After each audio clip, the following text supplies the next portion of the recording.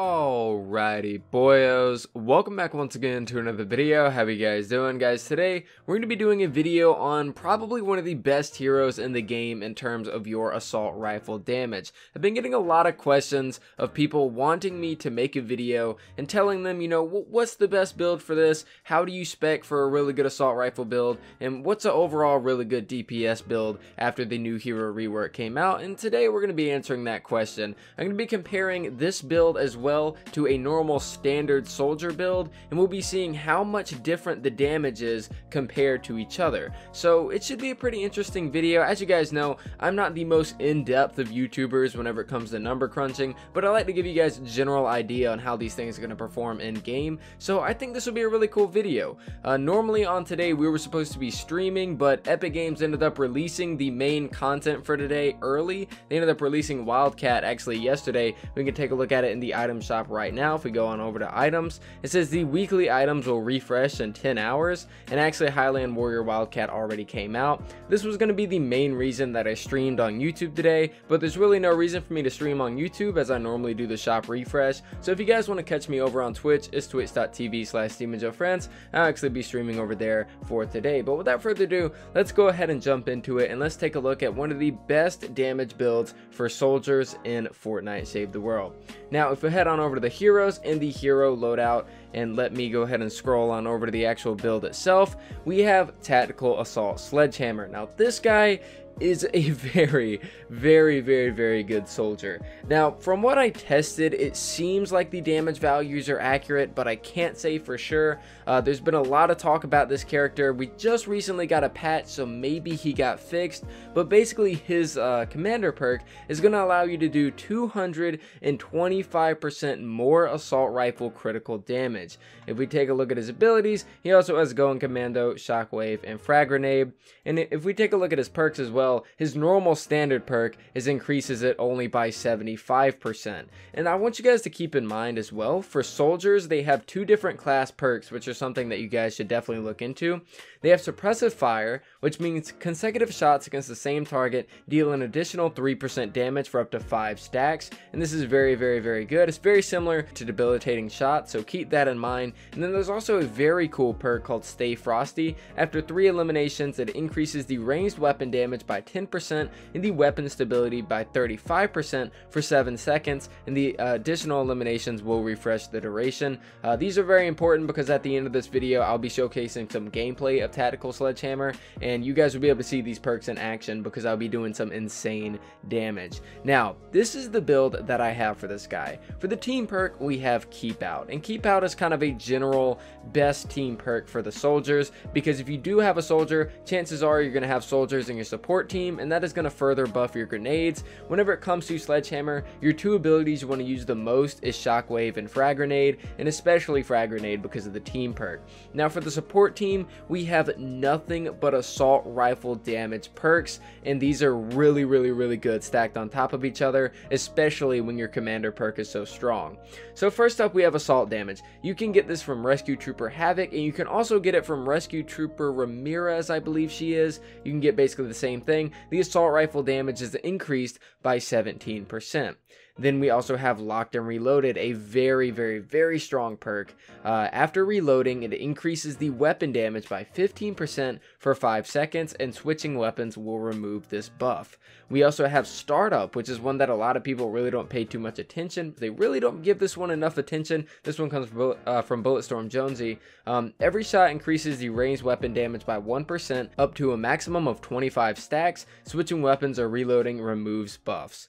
So that's a very good one. Then we also have Mad Tidings, which is very good, very underrated in my opinion. Firing a ranged weapon grants 1 stack of Holiday Spirit up to 50 stacks. Each stack of Holiday Spirit increases ranged weapon damage by 1%, but decreases your weapon's stability. Now, these two perks on top of each other, every single shot you're going to be getting 2% weapon damage. If you stack the crack shot as well with the Bulletstorm Jonesy, you're going to be getting 2% more weapon damage per shot. Now for crack shot, it's going to cap out at 50, and for Bulletstorm Jonesy, it's going to cap out at 25. But having both of these on top of each other, for the longer that you're shooting a weapon, the more damage you're going to do.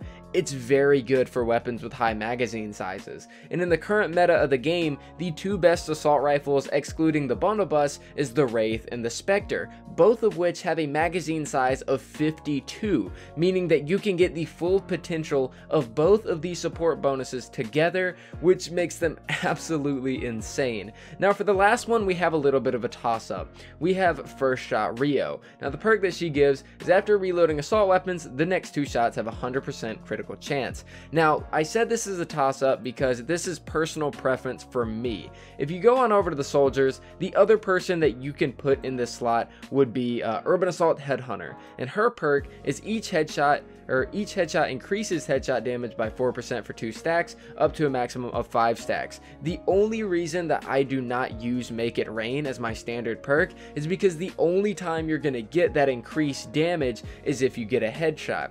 And for me personally, I don't like that too much, but some other people might. If a smasher is running at me and it runs past me, I'm not gonna be able to see that smasher's head. And whenever I can see that smasher's head, it's still always not the easiest target to hit. So I'd rather get guaranteed damage than damage that I might miss out on. So this is a little bit of a toss-up, but for here I have First Shot Rio just to increase the critical chance of my weapons in general, to also help out with the commander perk of Tactical Assault Sledgehammer. Now this is the build for Tactical Assault Sledgehammer. Now we're going to be doing some tests. I did 4 tests essentially, 2 on each hero, and they're just general. You know, it was actually really hard to get this footage, but I'm actually comparing this build right here to a quote-unquote standard soldier build. So this is what I would consider a standard soldier build, and it's my personal favorite build for the Fallen Love Ranger Jonesy. So of course we have the team perk Keep Out for the 5 times, you know, extra bonus to your grenades,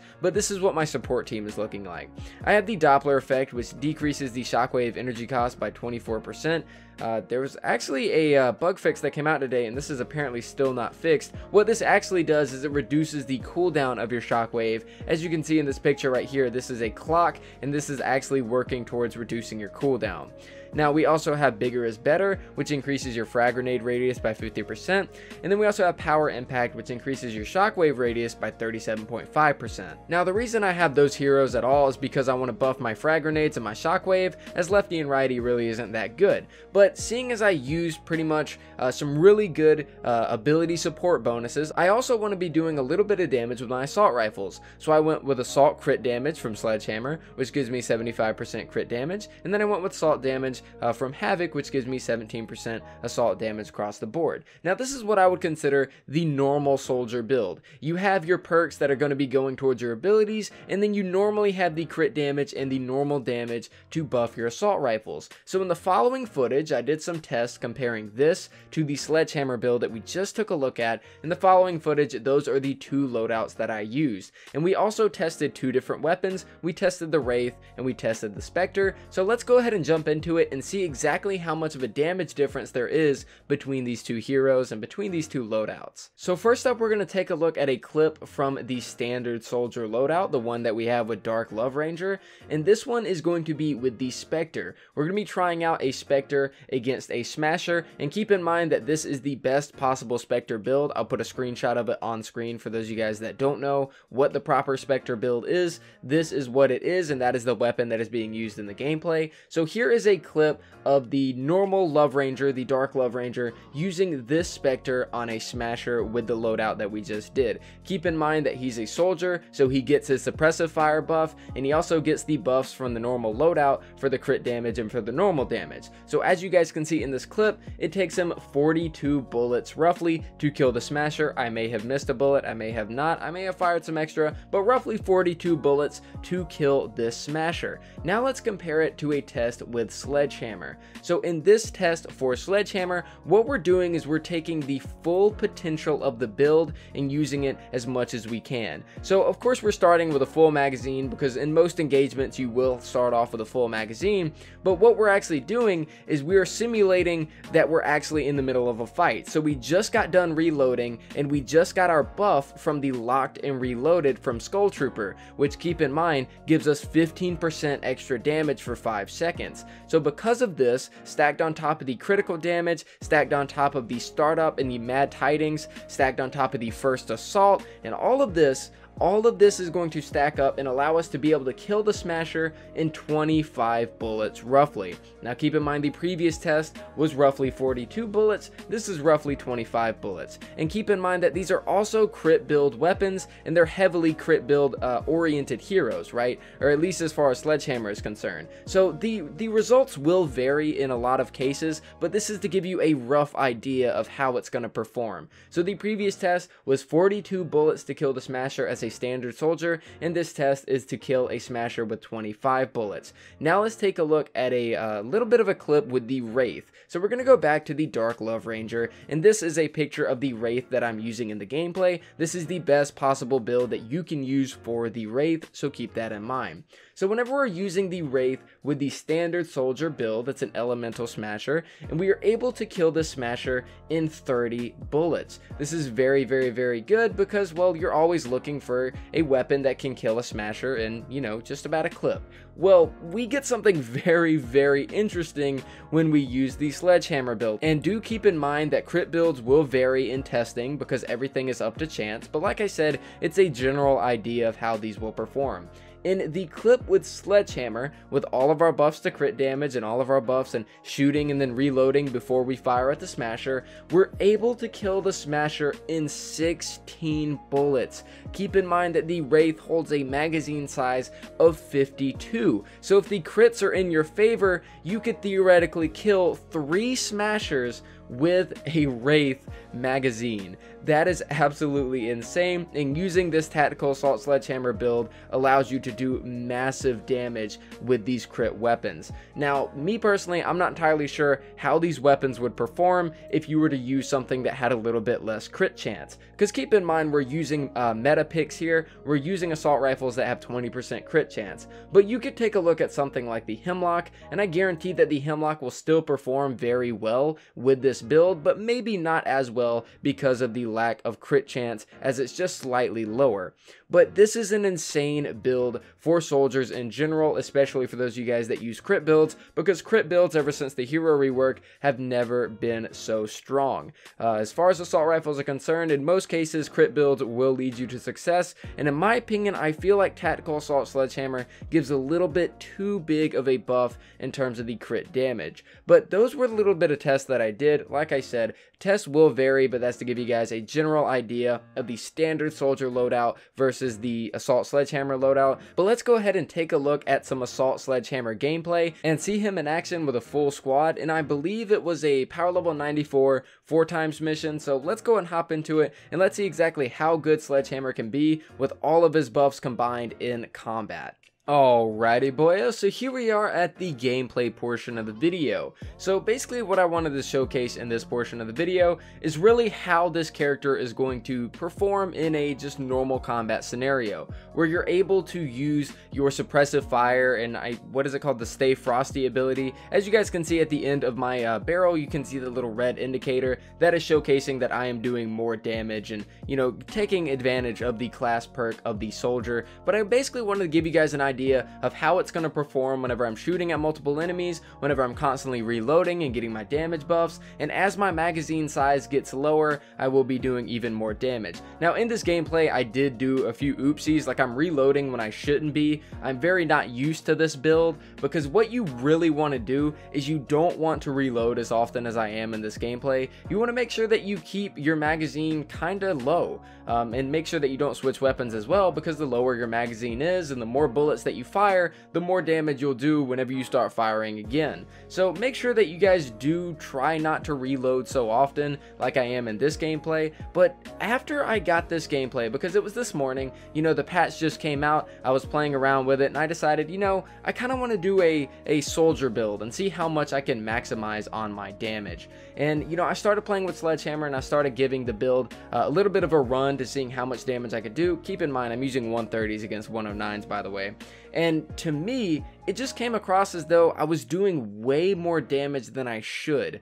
Because this entire patch, I've been using the quote-unquote standard soldier loadout. You know, just like I did with Dark Love Ranger, normally whenever I was using assault rifles, I would only have 2 general buffs to my assault rifles. It would be the base damage buff, and then it would be the critical damage buff. And then I would just play a normal soldier that was kind of based around using abilities. But now that I started playing a Sledgehammer, things were a little bit different. I quickly noticed that with all of these perks stacked on top of each other in my support team, that the damage output that I'm doing is pretty insane. And in my opinion, I don't really know where I stand on this entirely. I'm not sure if I would consider Sledgehammer a broken pick, because a lot of people have been talking ever since the hero rework came out, and they've been talking about how there's not really as much customization, quote unquote, in the hero rework, and that if you're not playing the best hero, you're putting yourself at a disadvantage. Sledgehammer is just so much better than everybody else. If you're not playing Sledgehammer, then you're wasting your time. And I think that that argument's absolutely bogus. Before the hero rework, we had our best soldier, we had Urban Assault Headhunter, and then we also had some other soldiers as well that served their purpose. You know, some that specialized in Warcry, some that specialized in Shockwave, and some that specialized in grenades. And the same thing still stands with the hero rework, except before the hero rework, for example, you had heroes that were good, and then you had heroes that were just so bad that you would just never use them. Ever since the hero rework, you can take heroes that are so bad that you would never use them, and you can actually make them very much useful, which in my opinion would make it to where Sledgehammer just isn't a 24/7 the only person you want to pick. Before the hero rework, as far as Outlanders were concerned, the Reclaimer was seen as the best damage class in the entire game. So technically, if you weren't playing Reclaimer, you were wasting your time playing any other class. I just feel like ever since the hero rework came out, people just are a little confused on how things work. They figure out a really good class setup, and then they feel like they can't experiment with anything else. And you know, playing this Sledgehammer build really taught me that yes, if you want to spec your soldier to be nothing but damage with assault rifles, he can be very, very, very strong, and a lot stronger than a lot of other picks. But it's the same case as before the hero rework, as if I keep playing this character, I'm going to get bored. I did the same thing with Urban Assault Headhunter back before the hero rework. I would only play as Urban Assault Headhunter because she specialized in single target damage. She was very good against smashers and very good against high health enemies. And for example, Reclaimer is very, very good against multi-target damage. In this case, it's kind of the same thing as where this character right here is very good against single target, and in some cases it can be very good against multi-target as well, but I just don't feel like he's my only option, if you know what I mean. Like, I could play Shock Trooper Renegade and have a lot more fun than playing as Sledgehammer, you know. And in the way that the game is right now, Fortnite Save the World is a pretty easy game. You know, it doesn't really get too difficult unless you have a Frost Knight kind of activity. So people should never feel pressured to play only one class. And people feel like their customization is being stripped from them, when in reality you can come up with some of the most fun and craziest builds in this game without using Tactical Assault Sledgehammer. And in my opinion, if I had to put a label on it, Tactical Assault Sledgehammer is probably the best soldier in the game. He's a lot better than First Shot Rio in my opinion, because he's not situational. You can use him with a lot of different weapons instead of limiting yourself to only the Bundle Bus, to only the Hydra, to only the Rat King, to only the Hammer Crush. With this character right here, you have such a wide variety of weapons that you can use and still be good with them, but I've never felt pressured to only play Sledgehammer because I'm at a disadvantage at any other time. I feel like people just feel like they can't play any fun character they want because they're trying to be the most optimal, and that's just kind of their problem because it's been that way since before the hero rework. I kind of went on a little bit of a tangent here and talked about all sorts of other stuff, but I hope you guys did enjoy the video, and the main purpose of this portion of the video was to just showcase the gameplay. So I hope you guys enjoyed. Let me know your opinions in the comments down below, and I'll see you guys next time.